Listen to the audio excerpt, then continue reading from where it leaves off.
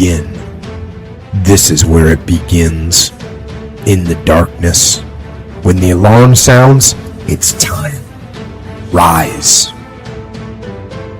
In Miami on Biscayne Boulevard, I had no idea this Les Brown that you now see had the ability one day to give lectures at Harvard or Yale or Dartmouth University. I had no idea.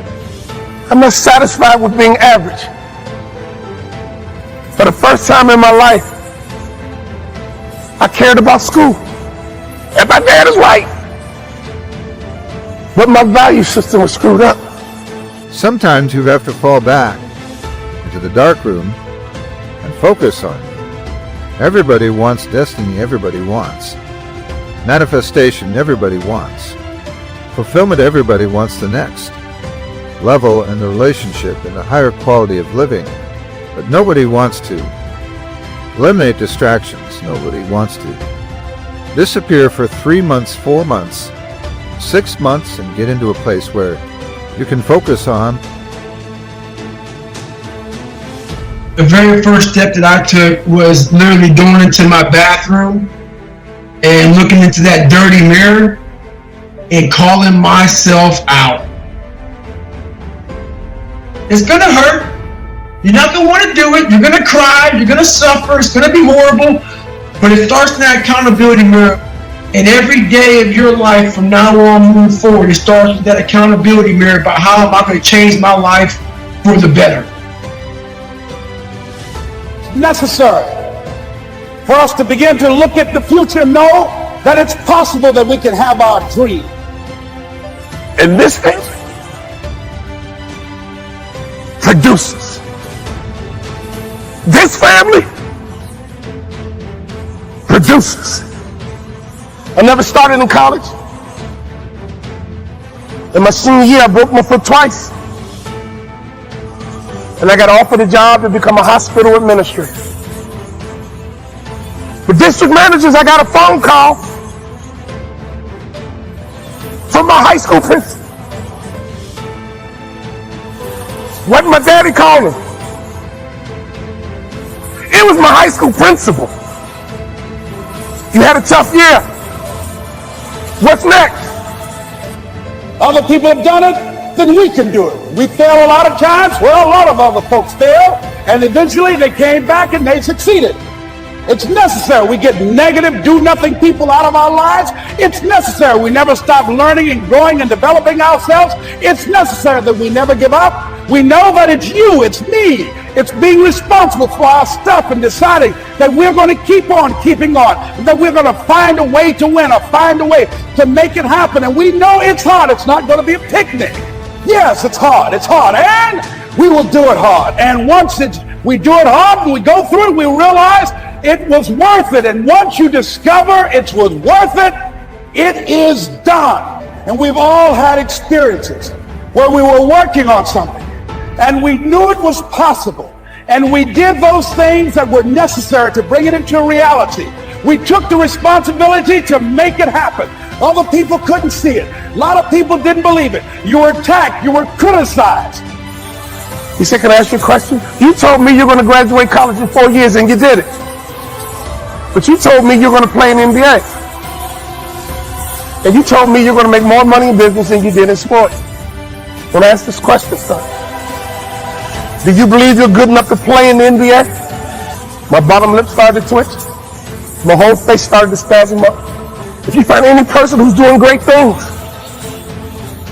you already know they've overcome their adversity. So I want to challenge you right now. Whatever adversity is coming at you right now in your personal life, private life, in your family, your kids, you better handle your adversity because the outcome and the result is going to be dependent on how you respond.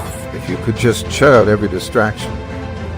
What if you could just shut up the world for just a season and focus on it? A man is rewarded in public for what he does in private. Can you unplug for just a moment? Focus on what matters. Why are you here? What is your destiny? The reason why you don't see it, the reason why it is not manifested, the reason why you are so frustrated. That this Les Brown existed. I don't tell you that to impress you, but to impress upon you. There is more in you. Simba, there's more in you than you have been expressing. All of us have seen Lion King, some great symbols in there. And I say to you, there's more in you right now than's represented in your bank account. There's more in you right now that's being reflected by your life right now. Your life is not a true reflection of your potential. You have greatness within you. You have the ability to do more than you can ever begin to imagine. There's a reason that my favorite book says, as a man thinketh, so is he. And as he continues to think, so he remains. In order for us to begin to break into that level of greatness that we have within ourselves, you have to make a conscious choice every day to expose your mind to positive messages. And you have to ask yourself, which one are you? Because no matter what's going on out here, the art of survival is to survive, to live. And that's what these animals do. So what kind of animal are you? Are you really hungry? Are you driven? Are you determined? Do you want it?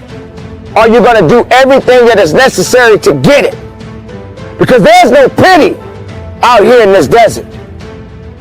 If you don't go after what it is that you are seeking to satisfy your hunger, then you're going to starve. And when there's weakness, something else is going to come along and eat you up. You have not been willing to forsake all that you've been called to forsake, and to follow through behind closed doors. So you can talk about it, sure. You can't plan it, sure. You can write it down, sure. You could go to the conference and hear about it, you could read about it, but at some juncture you have to disappear and put the work in and come back in shock.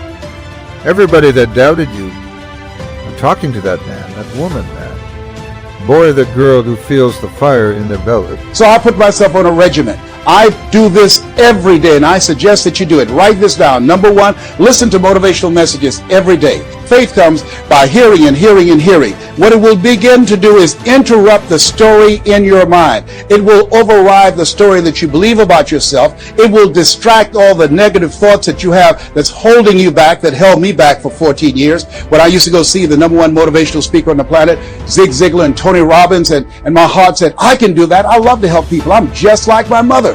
And then my mind would ask how. And I went from my heart to my mind. And my mind would say, Les Brown, you don't have a college education. Les Brown, you've never worked for a major corporation. Les Brown, you were labeled educable mental retarded. They call you DT, the dumb twin. You're not as smart as your brother. Have you ever thought about something you wanted to do and you convinced yourself that you couldn't do it? See, sometimes we need to have some external voices. And so by listening to motivational messages, that began to override the negative thoughts that I had about myself in my mind. And it gave me a new story and empowered me and gave me a vision of myself beyond my circumstances and mental conditioning, and started me to writing a new chapter in my life. Let's talk about excuses. Why are they so important to so many people? Why do people tend to hold on to these things? We talk about excuses all the time. You know why? Because excuses seem to be the narrative in most people's life. Which one are you? Are you going to set aside the excuses? Are you going to serve up that plate of opportunity? Are you truly going to eat the right way instead of starving yourself, feeding off excuses? Hungry. Yes, stay hungry. Every day you should never be satisfied. I'm full. Full off of what? Don't ever get full. Always continue to stay hungry. Don't ever say, I'm good. You're not good.